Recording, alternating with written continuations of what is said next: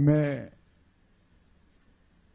साहित्यकार नहीं हूं, मगर मेरी साहित्य में रुचि जरूर है। जब 15-16 की आयु में ढेर सारी चीजों में से कोई किशोर अपना आगे का रास्ता तय करता है, तब कंफ्यूज न हो इसलिए बहुत सारी चीजों को छोड़ना पड़ता है।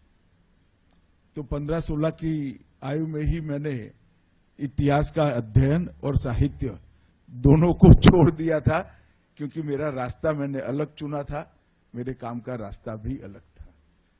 परंतु साहित्य में मेरी रुचि शायद मेरी मां ने मुझे सुनाए हुए नरसिंह मेहता के भजनों से ही हुई होगी, और वो आज तक बनी रही।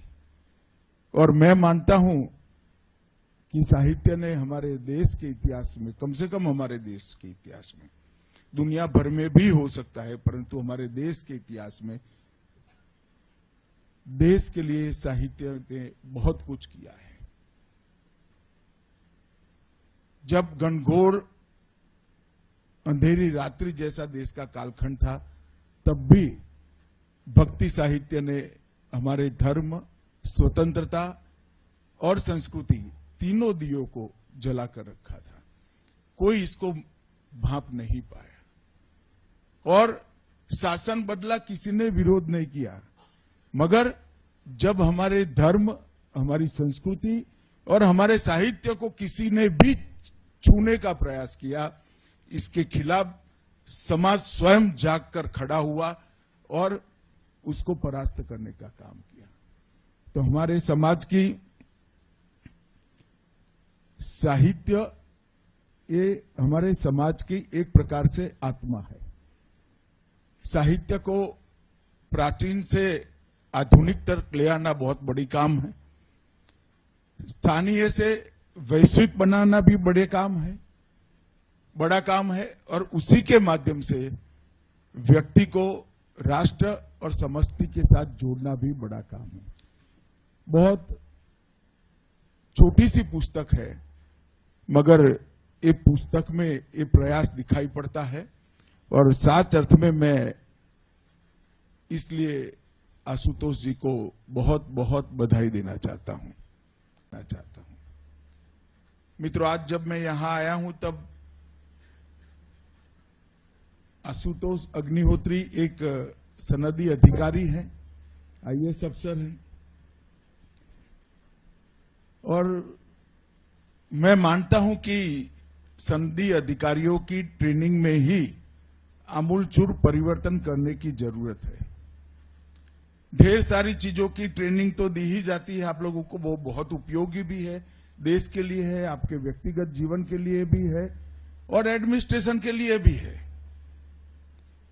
परंतु वहां कहीं संवेदना को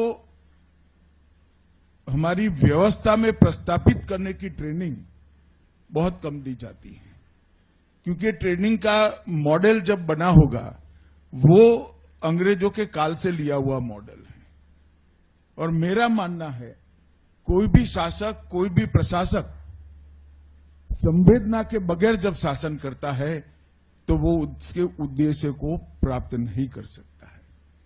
और ऐसी व्यवस्था से निकले हुए आशुतोष अग्निहोत्री जी साहित्य सृजन करते हैं, तो ये बड़ा महत्वपूर्ण है, क्योंकि साहित्य सृजन वो ही कर सकता है जो संवेदनशील है, जिसकी संवेदना जागरूक है, न केवल जागरूक है, वो अभिव्यक्ति के स्तर पर पहुंच चुकी है।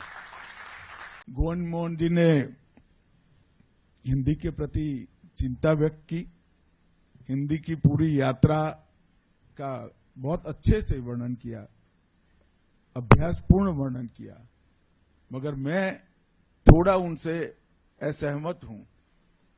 कोई संकट नहीं है, मेरी बात याद रखना, हम सबके जीवन में, मेरी बात ध्यान से सुनना, हम सबके जीवन में इस देश में अंग्रेजी बोलने वालों को शर्म आएगी, ऐसा समाज का निर्माण अब दूर नहीं है। चीजों को वो ही कर पाते हैं जो करने की ठान लेते हैं। और मैं मानता हूं हमारे देश की भाषाएं हमारी संस्कृति का गहना है। हमारे देश की भाषाओं के बगैर हम भारतीय ही नहीं रहते हैं। हमारा देश, इसका इतिहास, इसकी संस्कृति, ये हमारा धर्म, इसको समझना है तो कोई विदेशी भाषा में नहीं समझा सकती। आधी अधूरी विदेशी भाषाओं से संपूर्ण भारत की कल्पना नहीं हो सकती। वो केवल और केवल भारतीयता से हो सकती है, भारतीय भाषा से हो सकती है।